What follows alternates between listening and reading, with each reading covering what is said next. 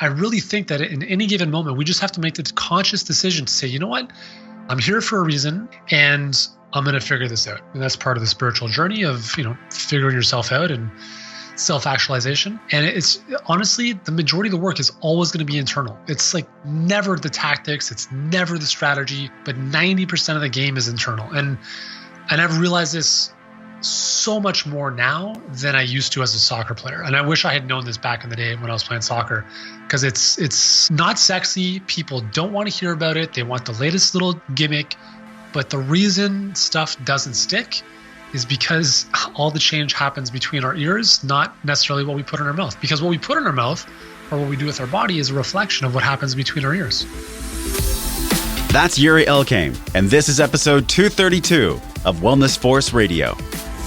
What's up, my friend? It's your host, Josh Trent, and welcome back to another episode for your weekly access to global experts in all things wellness as we discover the physical and emotional intelligence we need to live life well.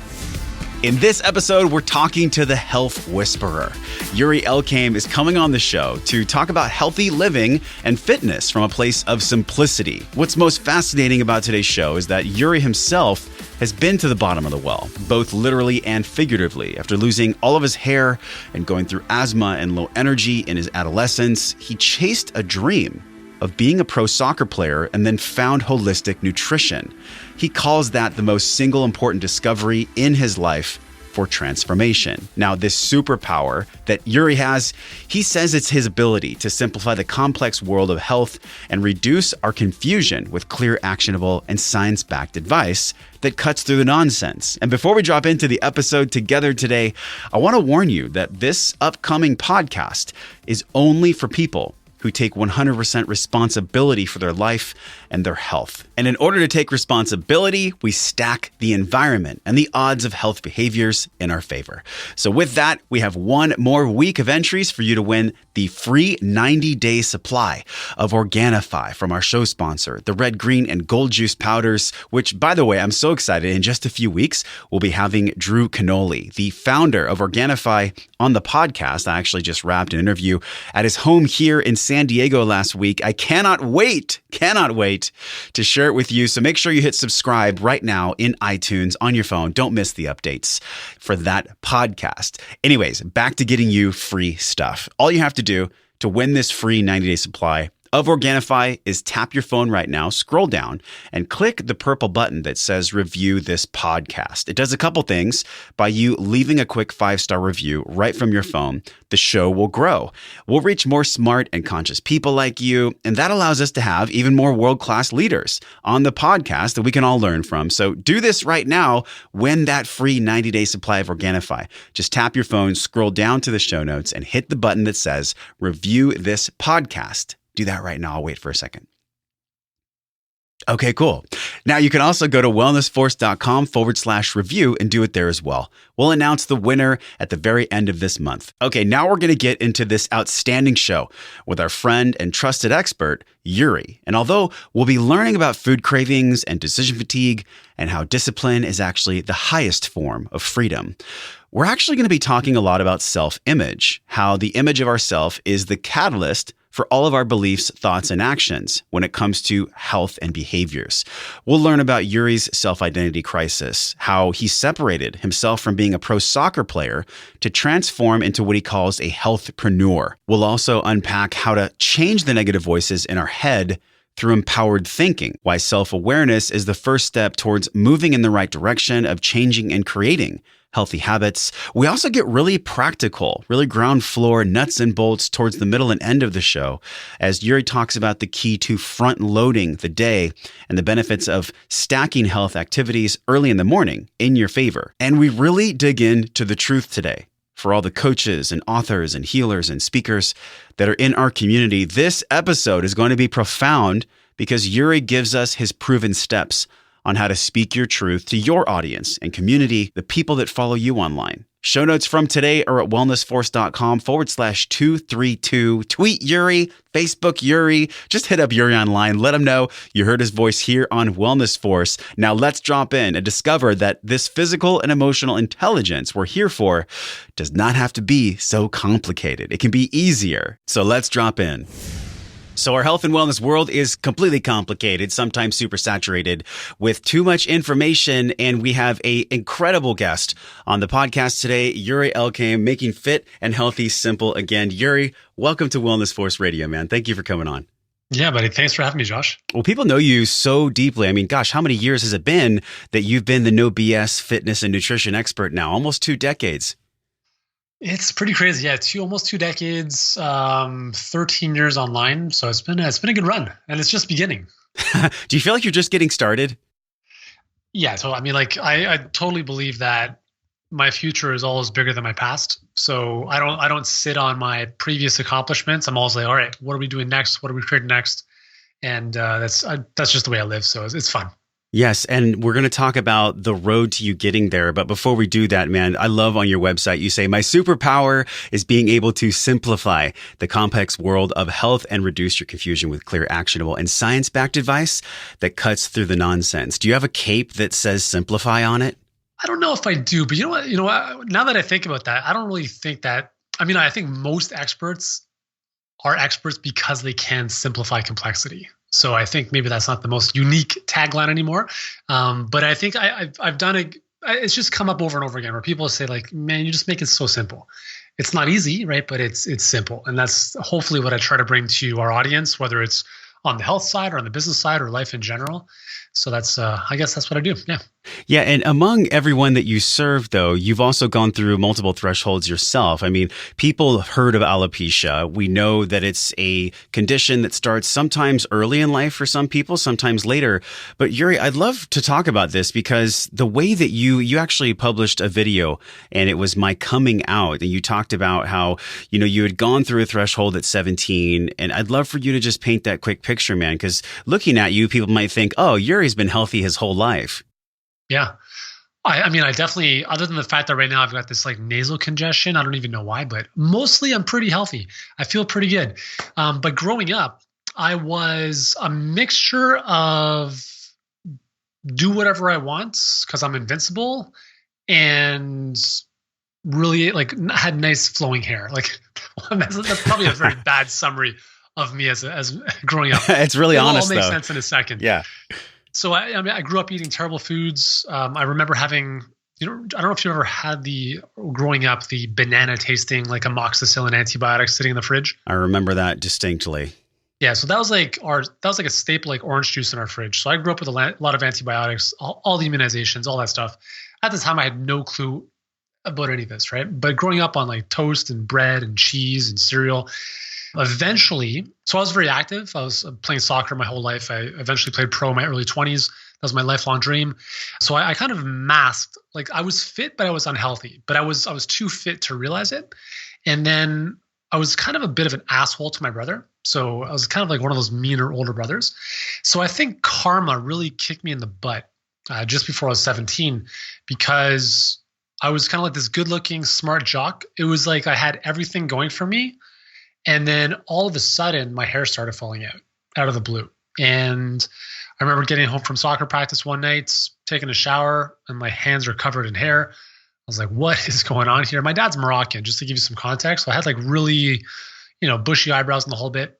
And long story short, I lost all of my hair, like eyebrows, eyelashes, body hair, everything in the space of 6 weeks. And that was a very, very humbling experience. A lot of people, they're like, hey, dude, like you must have been like shell shocked. And quite honestly, I think I took it pretty well because even at the time, I always felt more mature than my age. Maybe I don't know, like the wise soul type of thing. But I knew that even though it was my hair, and yes, it sucked looking like an alien walking down the high school halls when previously, I had like this long, flowing brown hair and it was a little bit of a different vibe. I got over myself pretty quickly and I realized that other people have it way worse. But that was also a really big trampoline into me being like, dude, like figure this out, like figure out why this happened and let's figure out a solution because the medical community was a disaster. They wanted to inject my head with cortisone. They had no solutions. I'm like, this is a friggin' farce. So I went on this journey for about, off and on 8 years and eventually came back after I finished playing pro soccer I went to school to study kinesiology, then played pro soccer, then came back after I retired, went back to school to study holistic nutrition. And that's when everything clicked for me. Like I was like blown away by, man, if I had known this stuff, even when I was playing soccer, I would have been so much better. Yeah. But I was like, holy cow, my body was a friggin' wasteland.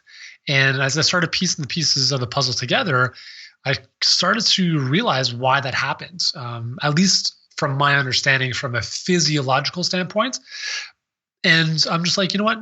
People don't know this information. If I didn't know this and I was pretty active and I went to university for kinesiology, there's got to be billions of people who don't know this stuff. And amen, Yuri. And I'm thinking about you being a pro soccer player dealing with health complications at the same time. How did you juggle being a pro soccer player and dealing with this?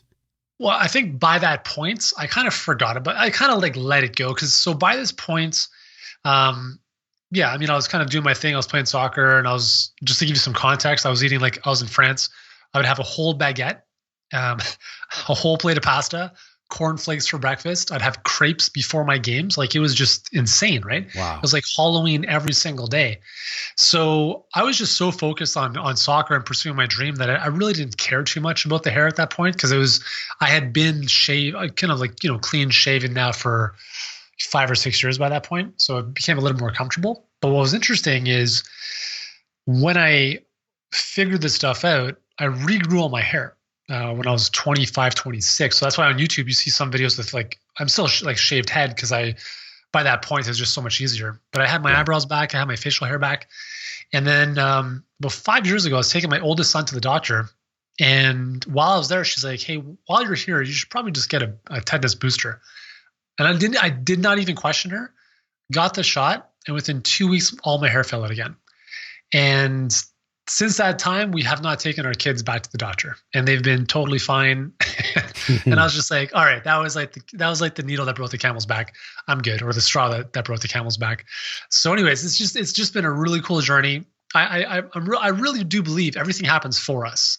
Like, that is one of my biggest beliefs. Yeah. So I've never been a victim in this whole process. I've never like, why did this happen to me? I'm like, what can I learn from this? How can I make it better? How can I take this journey and now help others end their suffering? And that's really why I believe this happened to me, because I would not be doing what I do now if that didn't happen to me at 17. Oh, Yuri, my fist is in the air, man, because you made this choice. Not everybody can make that choice depending on a lot of external and also, let's be real, mindset and internal factors. So I love that you talked about karma kicking you in the butt early. Whether you believe in the Buddhist faith or the higher power or even a bearded guy in the sky, like, there is something out there that we're all in the process of continually understanding. How would you say that your connection to a higher power or faith, maybe in general, has helped guide you along the way? Because I could, identify with you where karma sometimes kicks all of us in the butt. Yeah, totally. I think it's something I've grown and embodied over time even more. And I just like, because here's the thing is, like, everything is a choice. Like, you can decide to believe that whether you're religious or not. I just like living life believing that everything is happening for me. The universe always has my back, or God has my back, whatever you want to call it. And that I'm always protected, and I live through this belief that I have my higher self, my inner being, that is at the end of the race line. Like, it's at the finish line of this 400-meter track. And my entire life is me getting closer to that higher self, so that when I leave this planet, it's like, good to see you, you've accomplished. My higher self is like the best version of myself, everything I've ever wanted, everything I've ever wanted to be.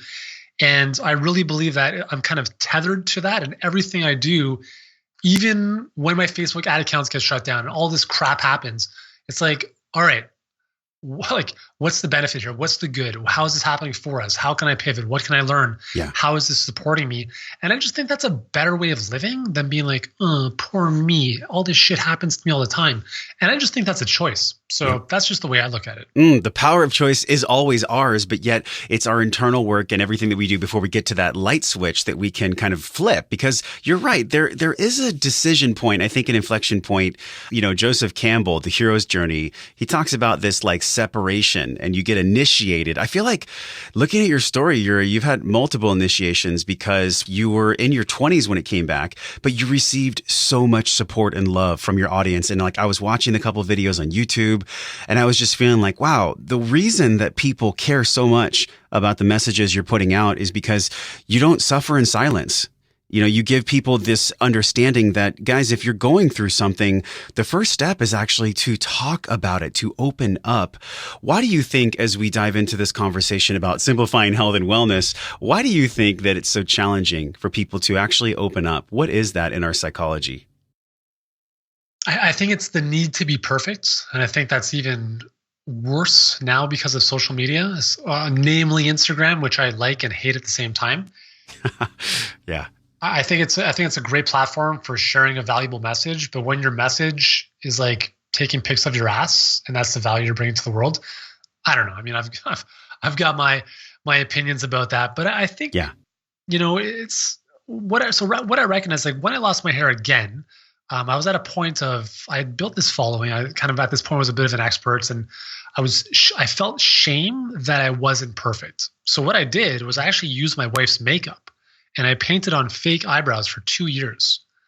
And I think one of the coming out videos that I shot was, I'm like, all right, no more makeup, I'm done. And that was one of the scariest moments of my life. And like, I love doing videos. I've shot more than 1,200 videos on YouTube. And I'm like, I love doing videos. I love speaking on stage. But that was the most challenging moment, I think, that I can recall, probably even more so than when I first lost my hair, because now I was like, what are people going to think? Are they going to think I'm a fraud? That I don't kind of walk my talk, all this mind frick, right? Mm. And when I published it on YouTube, the big revelation for me was, number one, almost everyone was super supportive, and the people who weren't were, not my true followers in the first place anyways. Yes. But second, and the reason I actually published the video was not about me, it was actually to give other people permission to be themselves. Because I find like so many people pretend. And I think I pretend a lot. I mean, I try to, as a high achiever, we try to make our stuff look cool and sometimes bigger than we are. But at the same time, I try to be as real as possible. That's why, like, when people meet me in person, they're like, dude, you're the same person as I saw online. Like, it's the same person. And I'm very conscious of that. And that's never been like a strategic ploy. It's just who I am. It's just how I operate. Yeah. But I do think I really, part of my mission has been to help. I think at the core is to help people be the best version of themselves, and to recognize that they're okay. They're good enough as they are, and they can always get better. But trying to live up to dogmatic diets, or calling themselves specific labels like I'm paleo or vegan or whatever, I just think it's too constraining for who these people really are. Yeah. And I'm just like, you know what, guys, like, screw it. Just be yourself, live your life, do what you want to do, and enjoy it. And I'm smiling as I'm listening to you, because there's so much identity that gets wrapped up into how you eat, what food camp you live in, even defining yourself by, for men, how much money we make, or for women, what our bust size is or what our waist size is. And it's just such bullshit, Yuri. And this is why I so enjoyed being on your show and love the questions you asked me, because in studying your work and in understanding really the fabric of who you are, I just think that you've cultivated like one foot in the practical health world and another foot, honestly, in emotional intelligence and spirituality. Would you say that's true? Yeah, totally. I would definitely say I'm a very spiritual person. Yeah, I don't know how to describe it, but I'd say you're pretty bang on for sure. This identity conflict, and some people call it imposter syndrome. So we have health and wellness pros that listen, people that, maybe want to be a health and wellness professional or a wellness pro in some way. And then we also have, Yuri, the everyday parent, somebody listening at home that just wants like more energy. They want to let go of some old weight. When we look at identity, what the role of this, if someone has a narrative inside, they identify themselves a certain way. Can you talk about what you've seen in almost 20 years, how identity relates to weight loss, how identity relates to letting go of old things? Yeah, this is a big one. I really do think self-identity is the biggest factor for how we behave in life. So I'll give you context. When I played pro soccer, I identified myself as a pro soccer player. Even to this day, I resonate at a very deep level with that life of, like the pro athlete, going to training, getting treatment, performing, that lifestyle. And it's kind of deeply embedded in who I am, not so much as it used to be, but it's still there.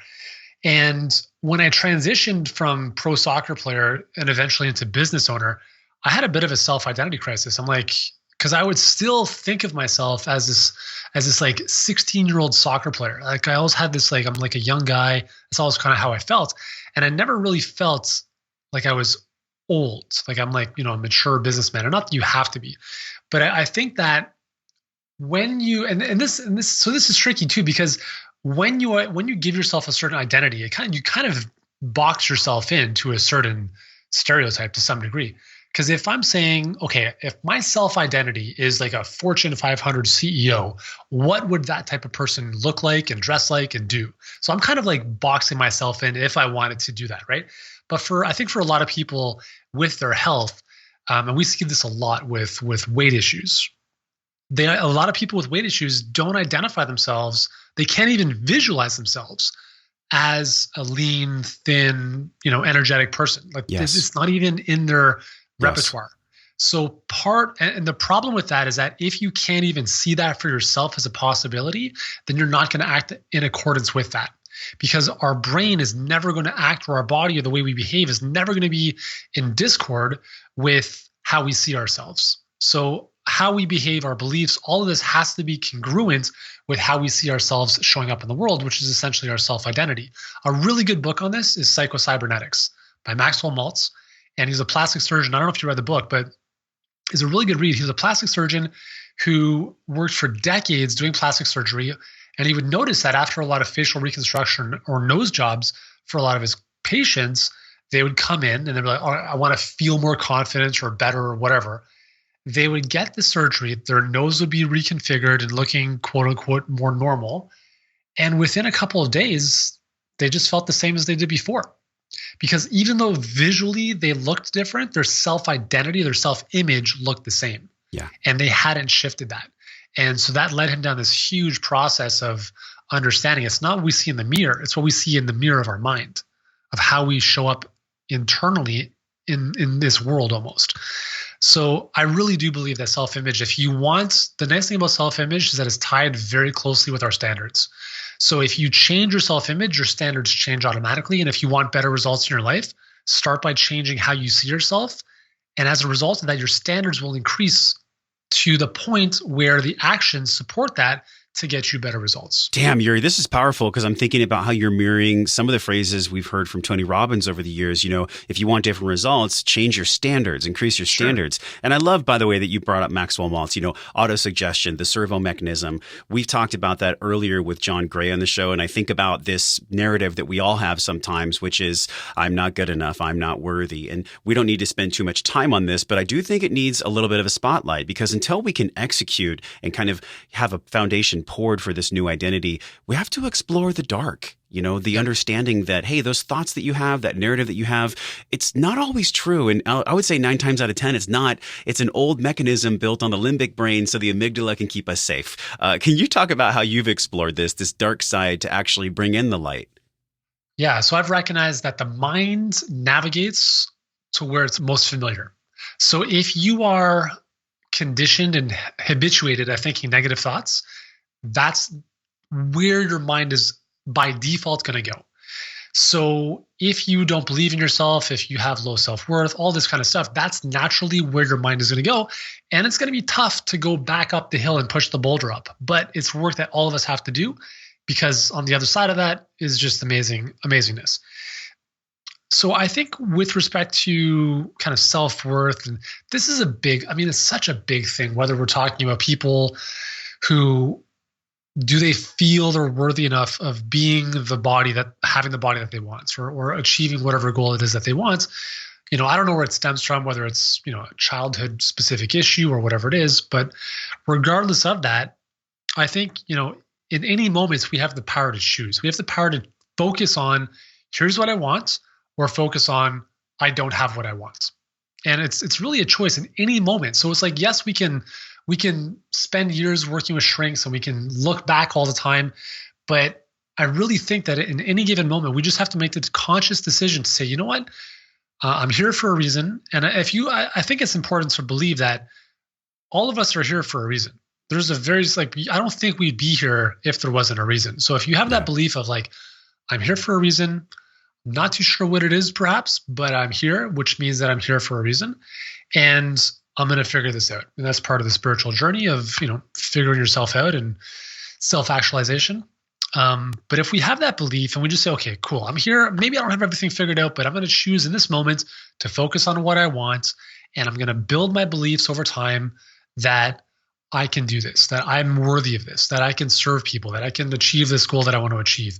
And it's honestly, the majority of the work is always going to be internal. It's like never the tactics. It's never the strategy. I mean, sometimes, but 90% of the game is internal. And I've realized this so much more now than I used to as a soccer player. And I wish I had known this back in the day when I was playing soccer, because it's not sexy. People don't want to hear about it. They want the latest little gimmick. But the reason stuff doesn't stick is because all the change happens between our ears, not necessarily what we put in our mouth. Because what we put in our mouth or what we do with our body is a reflection of what happens between our ears.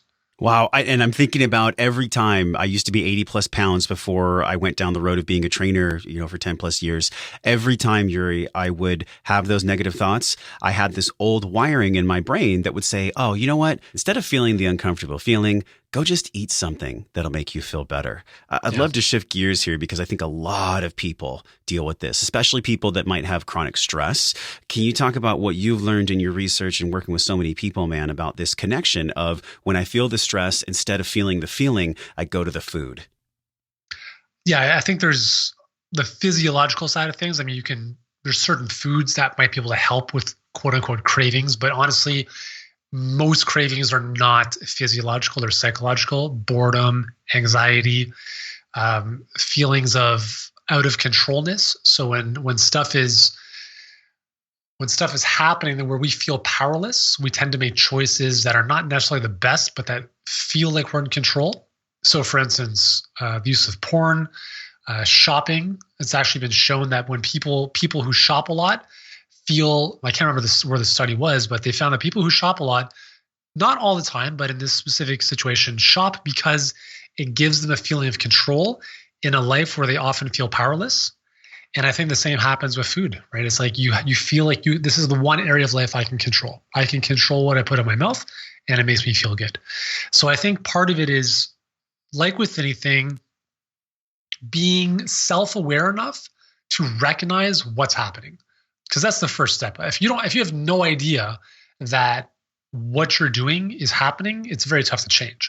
But if you're aware of it, even if it's not like changing the way you want it to, that's okay. At least you're aware of the fact that, all right, I'm aware of this. I'm not making the best choice. Shit. Okay, that's fine. At least you're aware of it. Now we can kind of move one step at a time in the right direction. And then it's about, there's a couple things. I mean, number one, I think you have to have the right environment, because environment will always trump willpower. So, and this is easier said than done, especially if you're at home all by yourself and the kitchen's right behind you. Mm-hmm. It's easy to make those choices. And that's why I think shows like The Biggest Loser are powerful during the show, because those contestants are in an environment where their food is controlled, their exercise is determined, and they just do it. And I think if everyone had that type of environment with the right type of support, the right type of coaching and accountability, we would all reach our goals. But left to our own devices and our own willpower, there's only so much we can take before we're like, you know what? I'm just going to lay on the couch and have this chocolate cake and watch some Bachelorette. Yes. And I say that because, number one, The Bachelorette or The Bachelor is my second favorite show. Second is I've gone through periods where even to this day, I catch myself, I'm like, I feel shitty, and why am I turning to this food? Like, and it's just, can I choose a better option? Can I just go meditate, or can I move my body, or can I just get out of my funky state? And honestly, for me, a lot of times, the easiest way to change how I feel is by moving my body. And if that's like jumping on the trampoline or going for a quick run or a workout, that's the easiest way for me to change how I feel. So I think you have to find your mechanism, and a healthy one, right? Because some people turn to weed, some people turn to food, and sometimes weed and food go together. But I think like we need to find healthier outlets to really move our body, move our mind in a more positive manner. Being aware of our relationship with sex and porn, food, work and drugs and shopping. I mean, some of these things are kind of fun. Sure, but sure. Left to our own devices, I love that you said this, left to our own devices, if we don't have that bedrock of self-awareness, the environment will always trump the willpower. And I really want to focus on this too, because we have a decision fatigue mechanism in our brain. We've discovered this on the show with Dr. John Sullivan, where we talked about 150 high quality decisions is all we get every day, Yuri. So if we're spending our decisions on, well, should I buy the chips? Should I do the thing that I promised myself I wouldn't do? It just exhausts us. I mean, we all can relate to feeling so incredibly stressed out because we have to make another decision. I'd love for you to talk about how you actually stack the environment then, man. How do you make it so that you don't experience decision fatigue? Yeah, totally. And I want to preface this by saying, kind of just following on the last point was, shopping, eating certain foods. I think that all that's fine, but I think it depends on the state in which we make the decision. So if we're coming from a state of happiness and joy and bliss, and we're like, hey, let's go shopping, I think that's a very different and it's a healthier approach than being like, I feel terrible, I'm gonna make myself feel a bit better. Yeah. So with decisions, I really believe that structure equals freedom, and I really don't believe that most humans want as much choice as they say they do. I don't know about you, Josh, but I hate going to a restaurant that has like 10 pages of menu items. Yes, totally. I'm like, we have a restaurant in Toronto where every day of the week, they have one thing you can have for dinner. That's it. And you don't know what it is until you show up. And I really do think that most humans, especially in 2018 and beyond, because of how inundated we are looking for these types of just make the decision for me. So when I talk about structure equals freedom, when we look at our lives and we look at how we live our days, a lot of people I really think, it doesn't matter if you're an entrepreneur or not, you have to structure your day. And it sounds like an oxymoron, like how do I get freedom by giving myself more structure? Well, the thing is, when you plan ahead of time, you're not having to think in the moment. And when you do the thinking ahead of time, that alleviates the need to make those decisions. So for instance, with respect to the world of nutrition, a lot of people talk about, plan your meals or make your meals on Sunday, right? For the week. And a lot of, bodybuilders and stuff do that, because I think part of the power with that is the worst question to ask if you're in a family or yourself is what's for dinner. If you ask that question when it's time for dinner, you've already lost the battle. So the key is you want to make your decisions ahead of time when that battery power, that decision-making power is at its highest, and then just run on autopilot, for everything else. That's why like meal plans are so important. So knowing what you're going to have for dinner 2 nights from now, even though that sounds a little bit structured, is super important, because in the back of your mind, that's already been taken care of. You more or less have the ingredients. And if you're missing anything, you know what to get at the store. But in those moments where we're stressed, when we've had a long day, we get home, the kids are going crazy, or we're just tired, those are the times when we have to make some important decisions, like, what are we going to have for dinner, or what are we going to do here?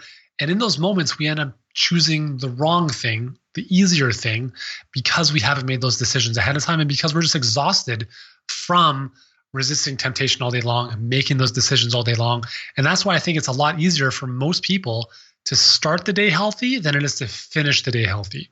So whatever you can do to front load your day, get in the workout, get in the green juice, get your most important stuff done, get your meditation in, get as much of that stuff done early in the day as much as possible, because just allow yourself to be human and understand that later in the day, it's going to be a little bit more of a write-off.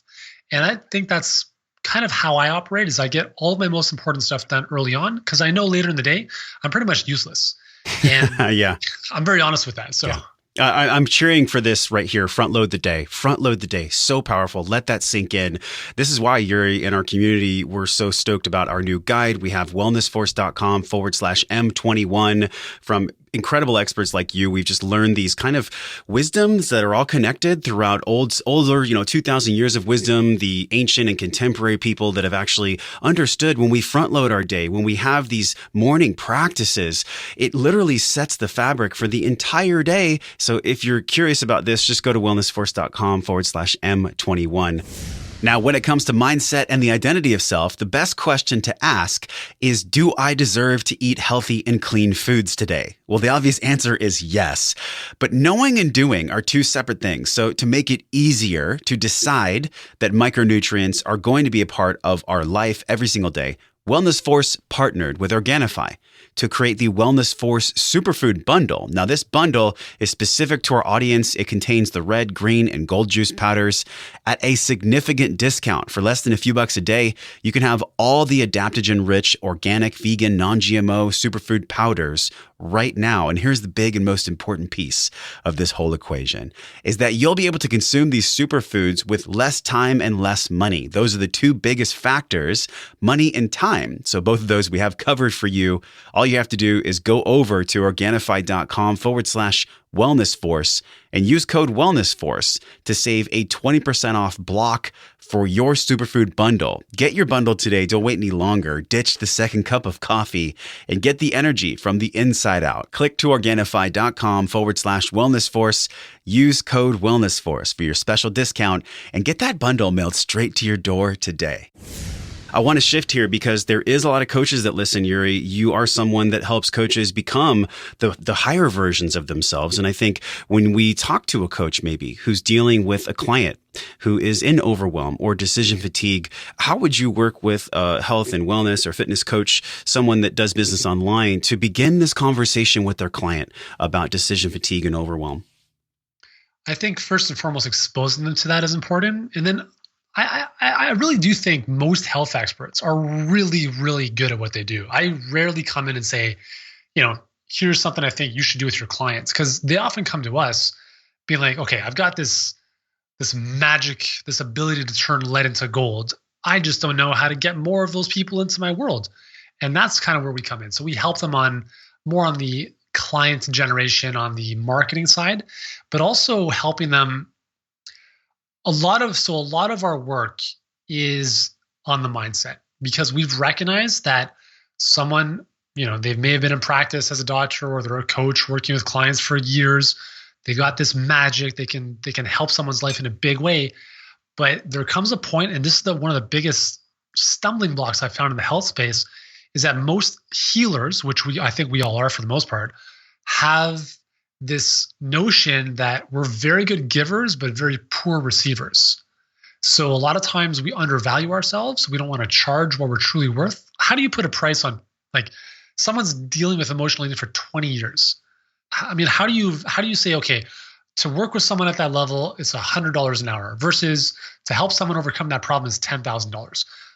How do you put a price on that? And I think that's one thing that a lot of people struggle with, that we're able to help them understand and really implement. Not everyone's going to be able to pay higher prices, but we really believe that when you can step into your true worth and command a higher price, you can transform someone's life at a far greater level than you ever could at a lower price point. So, we see a lot of these self-worth issues, like I'm not good enough. I don't have a New York Times best-selling book. Will people take me seriously? A lot of this stuff. And the thing I continue to tell people is that the message does matter, but more importantly than the message is the messenger. I really believe that even though the health and fitness space is extremely saturated, there's more than enough for everyone. And there's always going to be a segment of this pie that is going to resonate with you or with you or with you or with you, assuming you're authentic to yourself. And that's why I don't really think that even though there's competition, there is no competition, because your tribe is going to gravitate towards you, Josh. My tribe's going to gravitate towards me. And it's not about like our fancy way of doing things. Maybe part of it is, but a lot of it is just like, I just jive with you, right? Yeah. It's like, I just resonate with you. And there's a reason people say I resonate with you, is because they're vibrating at a certain frequency or energy or whatever it is, and it resonates with the way you are. And I think if you are you and you show up in the world as you will never have a problem working with the right people. So I don't know if that really answers your question. It's kind of a long-winded way around it, but that's just one of the things that we see pretty consistently. Well, I think you hit the nail on the head because, this frequency we talk about so much on both shows, our physical and emotional, Yuri, and just want to pause here and acknowledge the fact that you do talk about frequency because some people get a little scared. It's like, oh, frequency. What are you like? Woo woo. You watching Oprah too much? But we believe that when we're speaking, even right now, the modulation of my voice, the frequency of your voice, like people kind of know now because of this intimate medium called podcasting. If somebody doesn't sound right and there's something in your body that like an existential alarm goes off, trust that. Like trusting ourselves, I think, is a huge component of this entire process, whether you're a coach or a client letting go of old weight. I think it all breaks down to, is someone actually being real? Let's go into this subject for a moment here, this authenticity subject. We have some people that actually go online and they'll say, guys, I'm about to be really authentic. I'm going to be authentic right now. So listen to me. It's like, wait a minute. Why don't you just speak and let the authenticity unfold? Can you talk about this in our space? Yeah, I mean, I think you just nailed it on the head. Like it's such a buzzword that they're trying to be authentic in kind of a weird, forced fashion. But I think it's just show up and do you. Like some people swear, other people don't. I mean, some people are, like whatever it is. I think if you do you, that's the most important thing. And that's the trouble in today's day and age is we're comparing ourselves to everybody else. We can never measure up to their so-called perfect life, even though we have no idea what's happening behind the veil of beautiful images. Yeah. And it's tricky because, and I'll be very honest. So we had, I decided to step up my Instagram game a little bit a couple months ago after being off of Instagram for a long time. And I'm like, all right, let's kind of see how this works. So we had a friend of mine who's a photographer in Toronto. He did some shoots at one of our workshops, and we decided to do a day of shooting just to get some more kind of lifestyle pics, a bit more professional type stuff done. We're like, all right, let's kind of play around with this and see what happens. And it's so interesting what happens. You post a couple of images on, in this case on Facebook, and it's so interesting to see how certain people respond to certain images. So images where I might be a little more styled out and a little more, showing some of the bling. I don't have bling. I don't wear jewelry, yeah. But like that kind of stuff, it calls a certain person forward to comment on that. I've got a buddy of mine who was very honest about this. He rented a Maserati. Actually, sorry, he rented a Bentley for some pictures for Instagram. And as a result of that, he enrolled a number of clients. And he's like, hey guys, just want to be very upfront with you guys. Like I rented a Bentley. Apparently maybe I should do more of this more often because I'd like to do a lot more business. Right. But like the thing I said to him was like, this is not you, right? Like I knew when I saw the pictures of him on Instagram with the Bentley, I'm like, he's very successful, but he's not the type of guy who's going to like go blow, $200,000 on a Bentley. And in the back of my mind, I'm like, yes, you might be attracting some clients because of that. But for me, there's a resonance mismatch. It's like you're attracting clients on a false premise, right? It's the same thing that I was doing when I was painting on my eyebrows, right? It's like, this is not who I truly am, but I'm trying to pretend like I'm this person. Mm. But now, even though we do have a couple more professional images done for our business, like some of the ones that I actually wanted to do for fun were like me dressed up in a suit, sitting on like a broken down car, just to have like that funny juxtaposition. Because I want to kind of poke fun at this whole, like everything has to be perfect and polished type of look. Yeah. But I think that's also why Instagram stories are so much bigger now, because people see past the veil of the veneer and stuff. And they're just like, just show me the real stuff. Like just show me what's happening behind the scenes. And so I think people want to connect with people, whether you're business to consumer or business to business. It's always H to H, human to human, heart to heart. Big businesses know this. That's why you see all these commercials now, or for the last couple of years, that are all emotion-based and they're story-based. You could put any product at the end of those commercials. It wouldn't matter if it's Coke or a car, or like sometimes you don't even know what's coming, but it's about the story and the emotion that it evokes. because that's where people resonate. Yeah. And that's where I think you just have to be you, and you can't try to contrive anything. It's almost like I'm thinking of this as you were speaking, just so connected to this message. It's like our authenticity, our authentic reflection, it can bring out others' projections. And sometimes those projections are completely not the creator at all. And it's people just kind of pouring out their hate or, their frustrations onto a creator. How have you dealt with this when people sling fire at you, when people try to knock you down? Because I think that's honestly a big fear for a lot of health and wellness creators, Yuri, is they don't want to be shit talked to. They don't want to be torn down online. But I believe that actually haters are a sign you're on the right path. I think so. I think if you're not getting any kind of polarization, you're playing too safe. Like, you're not speaking your truth. I really believe I shot a video this morning on how to become a thought leader. Step number 1 is share your thoughts. So be a thought leader, not a thought repeater. I said, if you want like a very easy test for me to see if somebody is like on the rise of becoming someone, I don't want to stereotype anything, but like a pronounced thought leader, is go to their Facebook feed and see how many other things they're posting of other people or memes or cat videos. If that's their entire Facebook feed of other people's stuff, they're not really bringing much to the table. But if someone is posting a lot of their own stuff, some really cool insights and some ahas and making you think in different ways, that's interesting. And so I think when it comes to haters, you have to understand they're always going to be there. The more successful you get, the more they're going to be. And that's just the way we're kind of like crabs in a bucket. As soon as one crab tries to get out of the bucket, the other crabs try to pull them down.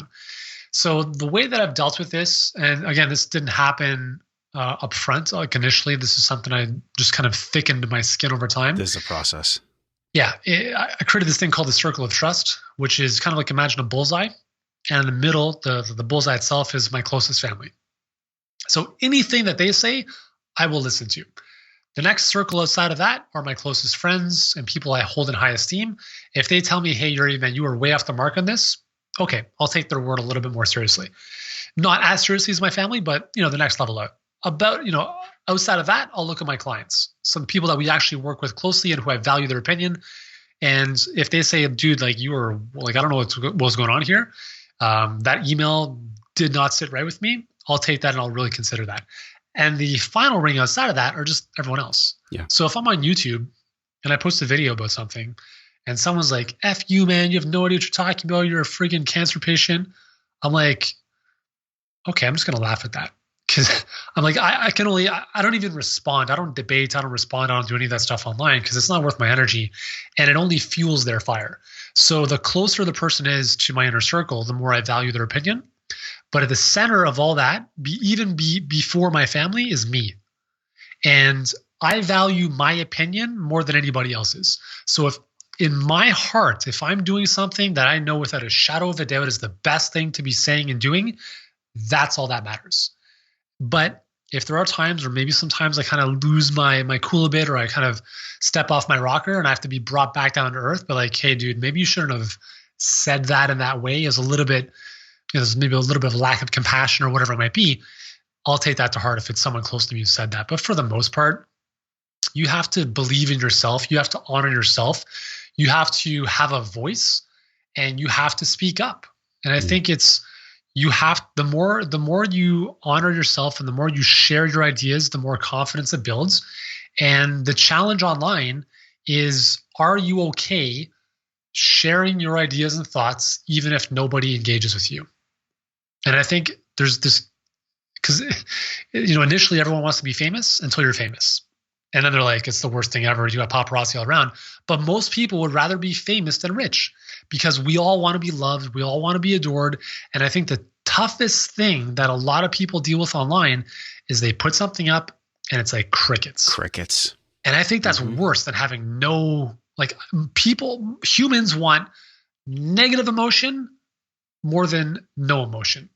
So it's like, bad PR is better than no PR. It's the same thing. I think people would rather have haters than like crickets. But I still think you have to develop your own self-worth and that tough skin to know that what people are saying about you is their opinion, has nothing to do with you.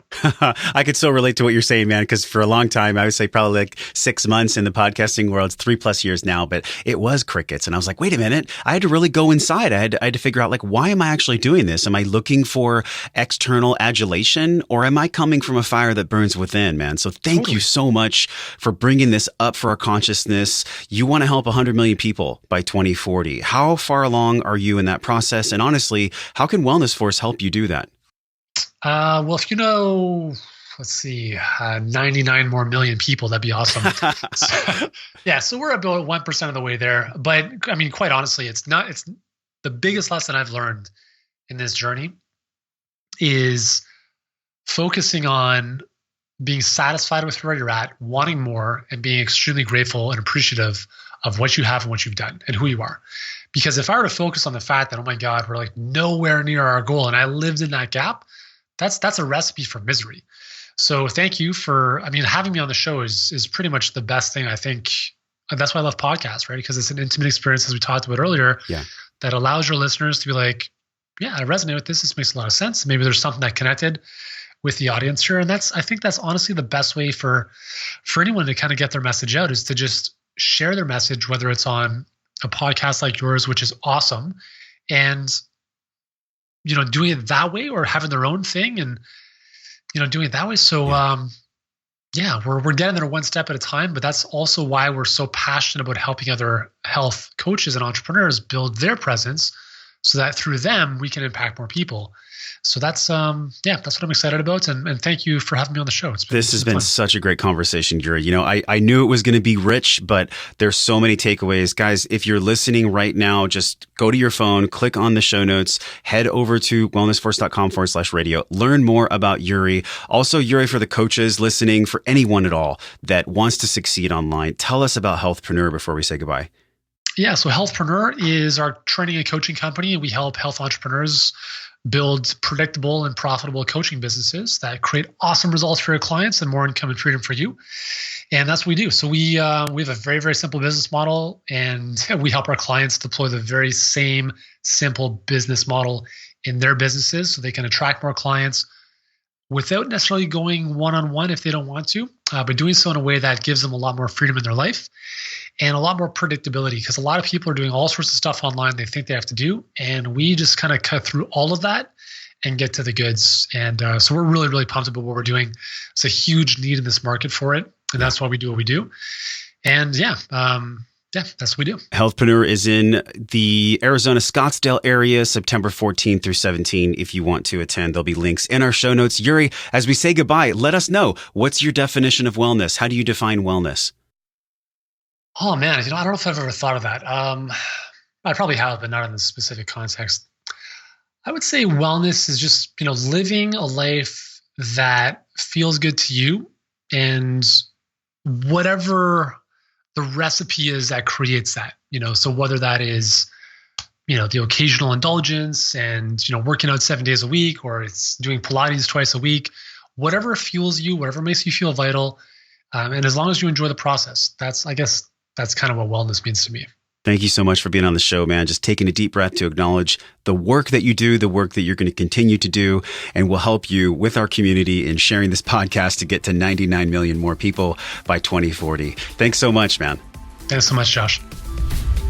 Hey, my friend, thank you for hanging out and growing with me on today's show. Remember to hit subscribe, share this podcast with somebody you care about that you think gets to hear this message. Support the show by leaving a 5-star review for the podcast right now, simply by tapping on your show artwork on your iPhone. Click that purple link that says review this podcast. It helps the show reach more conscious and smart people like you, and your voice will attract more world-class guests that want to come on the show. So let them hear your voice. For all the downloads, videos, links, and free resources mentioned on the episode, go to wellnessforce.com/radio. And while you're at my house on the web, join us in the Wellness Force community newsletter on that page, and I'll send you 4 free guides around staying healthy with your eating, moving, and sleeping while you travel. But don't let this conversation stop here. Join a group of people like you over at the Wellness Force community Facebook page. This is where we talk about the things that really matter. We share our wins, inspirations, struggles, and a lot more. So join us, tap on the show artwork on your phone, and hit that purple link that says join the Facebook group, and I will welcome you at the door. Okay, now you get to go out into your world and create impact for the people that you care about. about. So until I see you again real soon, I'm wishing you love and wellness.